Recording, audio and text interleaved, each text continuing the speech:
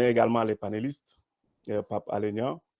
C'est un plaisir d'être avec lui aujourd'hui pour débattre sur cette question, mais également Ousmane Diaye qui va nous rejoindre tout à l'heure.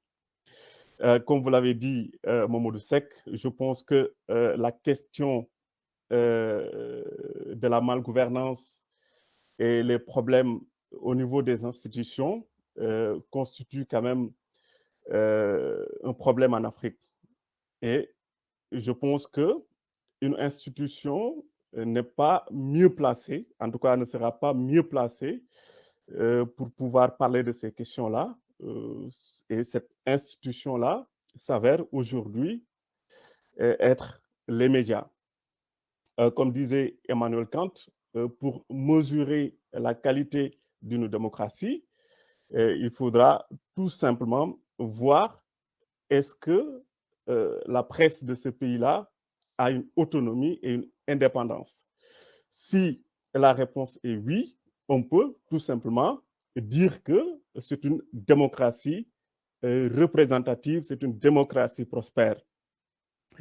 Comme vous l'avez annoncé tout à l'heure, Mamadou, je pense que c'est important aujourd'hui pour comprendre le contexte dans lequel se trouvent les médias actuellement au Sénégal. Mais quand on parle du Sénégal, il faudra comprendre effectivement que le problème de la presse est un problème quasiment commun en Afrique. Donc, ce qu'on retrouve au Sénégal, vous allez forcément le retrouver donc, dans beaucoup de pays en Afrique, notamment les pays au niveau de la sous-région. Même si, on le sait, au Sénégal avait pris quand même une certaine avance par rapport à beaucoup de pays, par rapport à la liberté d'expression, par rapport à sa presse qui a été critique, c'est depuis la colonisation jusqu'à aujourd'hui. Donc, quand on parle du rôle de la presse dans la deuxième alternance, ça sous-entend que effectivement la presse a pu jouer un véritable rôle pour que les institutions soient respectées. Et il est important à ce niveau-là également de rappeler que les rapports entre la presse et le président Wade, c'était des rapports extrêmement difficiles. Parce que, tout simplement, la presse n'a pas voulu, à l'époque, coopérer avec le pouvoir en place. Donc, c'est pour cela qu'il y a eu beaucoup donc, de friction entre la presse et le gouvernement. Ça aussi, il faut le rappeler, c'est un autre point de repérage. Dans un pays où la presse et le pouvoir se confrontent régulièrement, cela sous-entend également que la presse essaye tant bien que mal de jouer son véritable rôle. Parce qu'aucun gouvernement n'aime voir une presse qui sort quand même certaines informations qui pourront tout simplement compromettre sa gouvernance. Donc, on se rappelle quelques épisodes qui avaient défrayé la chronique à l'époque, la fermeture en 2005 donc de la radio Sud FM. On se rappelle également le saccage des locaux de l'AS et 24 heures chrono en 2008, les menaces de mort contre les journalistes Latif Coulibaly et Souleymane Jules Diop. On se rappelle également que Wade refusait souvent de donner des licences à des groupes de presse parce qu'il estimait tout simplement que ces groupes de presse-là étaient contre son régime. En 2010, il avait refusé de donner une licence au groupe Futur Média. Donc, pourquoi cet acharnement? C'est parce que tout simplement, la presse avait refusé à l'époque de coopérer avec le pouvoir en place.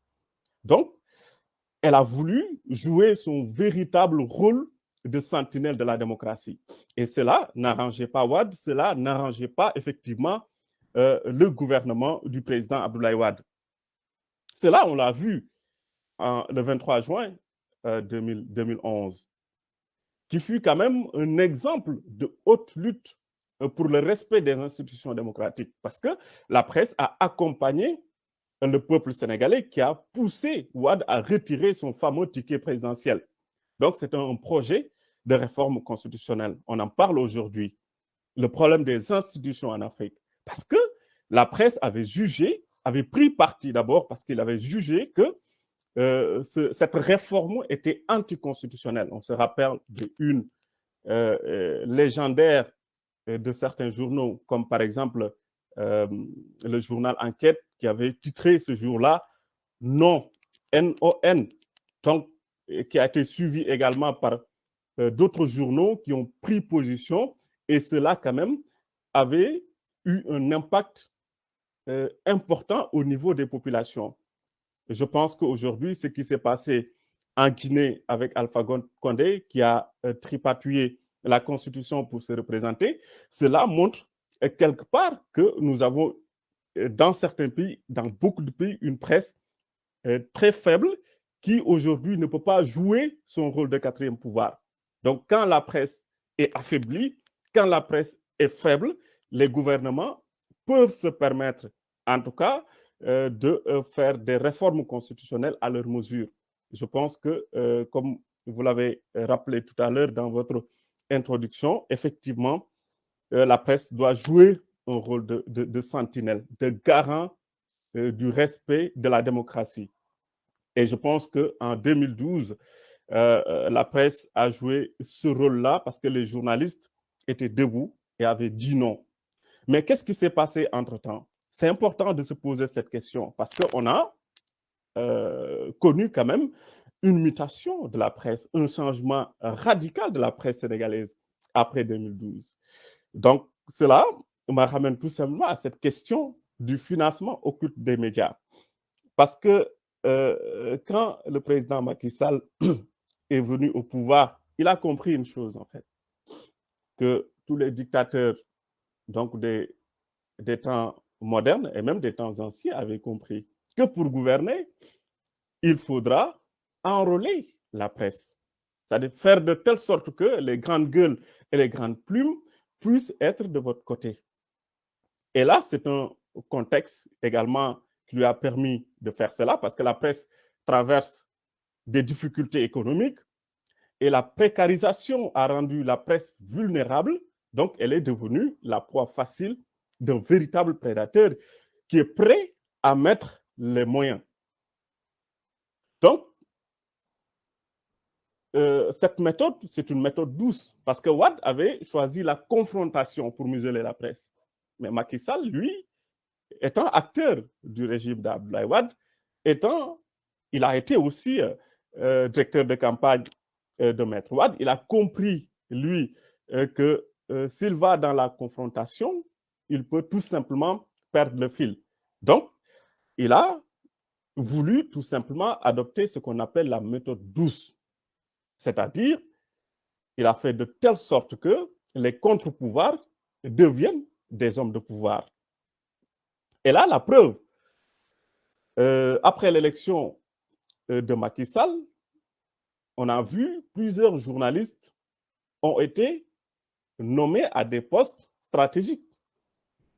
On l'a vu, je n'ai pas besoin de citer des noms aujourd'hui, mais beaucoup de journalistes qui étaient dans les plateaux de télévision, qui étaient des chroniqueurs, des consultants, qui éclairaient la lanterne des Sénégalais sur beaucoup de questions du régime de Wade. Aujourd'hui, ils sont du côté du régime de Macky Sall. Et cela pose problème parce que parmi eux, il y avait des journalistes d'investigation. Je pense que Pape Alé Niang va revenir amplement sur cette question. Et quand le journaliste d'investigation se retrouve aux côtés du pouvoir, on se rend compte effectivement que cela est une perte énorme pour le respect des institutions, mais également pour la démocratie. Donc, d'autres journalistes ont été financés, effectivement, pour monter des groupes de presse influents. L'exemple le plus illustratif, c'est le groupe Global Media Communication qui a été monté en 2014 par deux journalistes célèbres. Donc, pour faute d'avoir des résultats, le pouvoir a arrêté son financement et le projet est tombé à l'eau. Sur ce point-là également, il faut comprendre qu'ils ont voulu tout simplement, en 2014, monter un groupe influent avec une télévision, une presse écrite et une radio. C'est-à-dire à la hauteur, en tout cas, des groupes de presse qui existaient déjà, ça pourrait quand même leur permettre de contrôler l'actualité et de peser effectivement au sein du débat public. Mais quand ils ont compris que ce n'était pas possible, le financement est arrêté et le projet a disparu. Ça aussi montre tout simplement les méthodes que le régime a utilisées pour museler la presse, pour pouvoir également peser dans le débat public. On le voit aussi dans la presse écrite, des journaux financés totalement ou en partie par certains membres du gouvernement. Moi, je discute avec beaucoup de journalistes qui me disent aujourd'hui, on le sait, que certains membres du gouvernement, en tout cas certaines pontes de la République, sont protégés au niveau des rédactions. Parce que tout simplement, c'est des gens qui financent aujourd'hui des directeurs de publication, c'est des gens qui financent également des rédacteurs en chef. Même s'il y a des jeunes journalistes qui se battent effectivement au sein des rédactions, mais on le sait tous que la ligne éditoriale d'un journal est édictée par son directeur de publication, par son patron. Donc, je vois mal si le jeune journaliste décroche une information de taille, si l'information n'arrange pas le rédacteur en chef ou le directeur de publication, l'information ne va pas sortir. Ça aussi, c'est un frein pour la lutte contre la malgouvernance, tout simplement. Parce que du temps de Wade, on se le rappelle, on ne pouvait pas rester, Pape Alé Niang pourra revenir peut-être sur cette question, on ne restait pas un mois sans pour autant avoir une information quand même de corruption largement relayée par la presse. Largement relayée par la presse. Et ce traitement de l'information-là poussait Wade à réagir. Soit la personne concernée est limogée parce que tout simplement la récurrence donc, du traitement que la presse en fait de telle sorte que le gouvernement ne pourra plus tenir. Ça aussi, c'est important parce que c'est l'acharnement que la presse peut faire sur un sujet qui pousse un gouvernement à réagir. Parce qu'à un certain moment donné, il ne pourra pas tenir. Et je pense que ces genres de pratiques, quand même, freinent considérablement quand même la lutte contre la malgouvernance qu'on peut avoir et que, on le sait, le poids que la presse peut avoir dans cette lutte-là est vraiment est considérable. Donc, je pense que au-delà de tout cela, il faudra aussi annoncer un phénomène nouveau dans la presse sénégalaise. On ne l'a jamais vu, en tout cas depuis la libération de la presse, avec Sud Quotidien ou Walfadjri, la presse papier, la libération de la radio également dans les années 90. Donc, on n'a jamais vu ce phénomène qui est devenu quand même aujourd'hui un frein également pour la liberté d'expression et la liberté de la presse au Sénégal. Parce qu'on a vu qu'il y a eu un conflit d'intérêts notoire au niveau de la presse sénégalaise actuellement. Donc, je vais vous dire pourquoi. Parce qu'aujourd'hui, on voit ce qu'on appelle une connivence entre des patrons de presse et le gouvernement. C'est ce qu'on appelle en communication les liaisons dangereuses. Je vais juste citer quelques exemples et vous allez comprendre. Aujourd'hui, on voit par exemple le groupe Futur Média, qui est l'un des plus grands groupes de presse au Sénégal. Il se trouve que son patron, son propriétaire, a été ministre de la République. Il est également conseiller du président de la République, conseiller spécial. Donc, comment vous voulez que quand quelqu'un détient un groupe de presse et soit tout simplement conseil spécial d'un président de la République, comment son groupe peut sortir des informations qui puissent compromettre ce régime-là? On est tenté de nous dire, d'accord, les journalistes peuvent être libres et peuvent faire correctement le travail, mais on sait pertinemment que c'est la ligne éditoriale d'un groupe de presse qui détermine tout simplement la voie à suivre.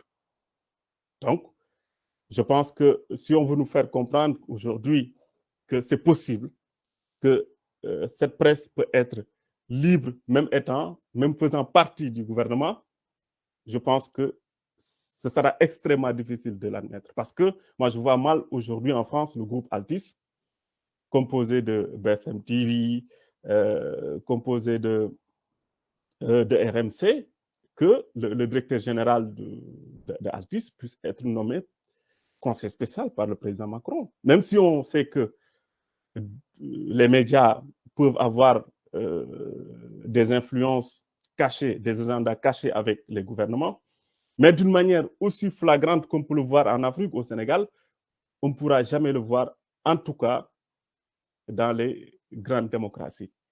Et aujourd'hui, c'est un fait que nous constatons et qui constitue véritablement un frein pour la presse. Il n'est pas le seul. On voit aussi, par exemple, le patron de la 2STV aussi, je le dis souvent. On ne dit pas que les journalistes ne sont pas indépendants, encore une fois. Mais quand, par exemple, le patron de presse est nommé par décret présidentiel, quelque part, il y a une certaine redevabilité que le patron de presse peut avoir à l'égard, tout simplement, du président de la République. Parce qu'il est nommé PCA, le directeur général de la 2STV, il est nommé PCA de la télévision numérique. Ça aussi, ça peut poser problème parce que c'est un conflit d'intérêts, c'est une liaison dangereuse. C'est incompatible. En tout cas, quand une presse veut se positionner comme sentinelle de la démocratie. Donc, au-delà également, on voit, même au niveau de la presse d'opposition, comme on peut le nommer ainsi, le patron des médias, qui est acteur politique aujourd'hui, qui a accompagné un président, un candidat à l'élection de 2019. Ça aussi, ça pose problème. Parce que vous êtes patron de presse, mais vous êtes également acteur politique. Et on juge quand même, effectivement, la presse par rapport au positionnement, tout simplement, de ses patrons ou de son patron. Donc, ça aussi, ça pose problème. Au-delà donc de cette presse privée, on voit aujourd'hui la presse publique, le directeur général du Soleil, qui est membre du bureau politique de l'APR, le directeur général de la RTS également, qui est membre du bureau politique de l'APR. On voit également des actionnaires dans certains journaux qui sont également membres du bureau politique d'un parti politique. Ça pose problème. Donc, ça complique tout simplement aujourd'hui le paysage médiatique sénégalais. Donc, moi, je pense que tout cela concorde à faire qu'aujourd'hui, la presse a du mal à jouer son véritable rôle, en tout cas de sentinelle, et pour promouvoir le respect de la démocratie et surtout la conservation des acquis démocratiques qu'on a quand même eu il y a de cela longtemps. Donc, je pense que cela aussi constitue un véritable problème. Donc, le dernier point, quelle solution pour faire jouer la presse pleinement son rôle aujourd'hui au Sénégal? Donc, la première solution, ça saute à l'œil nu, la dépolitisation de la presse. Nous avons une presse très politisée aujourd'hui.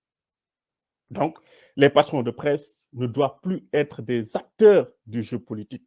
Ils doivent adopter une posture neutre parce qu'en réalité, on ne peut pas être juge et partie parce que la presse, elle est juge. Elle doit avoir une posture neutre, équilibriste. Donc, si le patron de presse est lui-même acteur politique, ça pose problème. Parce qu'on le voit aujourd'hui, des patrons de presse qui sont acteurs politiques, mais qui se positionnent à la une de leurs journaux, qui peuvent être invités dans les plus grandes émissions de leur télévision. Donc, ça aussi, ça pose problème. Je pense que cette question-là mérite quand même d'être réglée le plus rapidement possible parce qu'à mon avis, c'est ce qui empêche aujourd'hui à notre presse de pouvoir effectivement jouer son véritable rôle. Donc, il faut que cette presse retrouve sa pluralité, c'est important, préserver son indépendance, son autonomie à l'égard des pouvoirs politiques. Parce que ce qui intéresse aujourd'hui les pouvoirs politiques, c'est leur image. C'est faire de telle sorte que les points négatifs de leur gouvernance ne puissent pas être dévoilés par la presse. Donc, c'est ça. Donc, dans ce cas, ils peuvent tout se permettre. Et il est de leur intérêt d'être en connivence avec la presse. Mais il n'est pas de l'intérêt de la presse d'être en connivence avec les gouvernements. Parce que si vous le faites, vous faussez complètement le débat. Le débat politique, le débat public est faussé. Donc, moi, je pense que sur cette question, les acteurs, en tout cas, qui tournent autour de cette presse-là, doivent véritablement y réfléchir. Il y a aussi des solutions qu'on peut envisager. Aujourd'hui, nous connaissons l'émergence des télévisions en ligne. Donc, des acteurs, des journalistes qui ne se retrouvent plus donc, dans le jeu politique, dans le paysage médiatique, qui créent leur propre chaîne et qui essayent de faire émerger le journalisme d'investigation. Parce que dans nos pays, ce qu'il faudra comprendre, ce n'est pas le journalisme factuel qui peut faire avancer les choses. C'est le journalisme d'investigation qui pourra tout simplement faire avancer. Parce que les véritables enjeux se retrouvent aujourd'hui dans le journalisme d'investigation. Parce que les faits sont anodins, en fait. Mais le journalisme d'investigation peut faire vaciller un régime. Parce que c'est là qu'on pourra dévoiler les corruptions à coups de millions, à coups de milliards. C'est là également qu'on peut tout simplement faire comprendre au public qu'effectivement, il y a des problèmes. Donc, mais ce n'est pas véritablement le journalisme factuel qui pourra faire avancer les choses. Donc, les télévisions qu'on retrouve au niveau des médias numériques, ça aussi, c'est une alternative qu'on peut envisager. Mais sauf qu'à ce niveau-là aussi, il y a deux freins. Parce qu'il y a un taux de connectivité qui est très faible en Afrique, au Sénégal, parce que le premier média actuellement, c'est la radio. La radio, on peut le retrouver partout en Afrique, même dans les coins les plus reculés, alors que l'Internet, nous ne l'avons pas encore partout. Donc ça pose problème. Le coût également trop élevé de l'Internet fait que bon, tout le monde ne peut pas disposer de ça pour pouvoir également suivre les journalistes qui se dévoilent en ligne et qui essayent de donner une autre information. Donc ça aussi, ça pose problème. Donc, pour finir, je dirais tout simplement que la question qu'on se pose et que moi je me pose, est-ce que tout simplement cette presse-là qu'on a toujours connue très critique, très contestataire, peut retrouver son lustre d'antan? En tout cas, la question se pose et doit se poser au sein des rédactions. La question doit se poser dans les écoles de journalisme. La question doit se poser également dans les universités. Parce qu'effectivement, il y va de l'intérêt de ce pays, il y va également de l'intérêt de la survie de la démocratie. Donc, je vous remercie pour votre attention. Merci.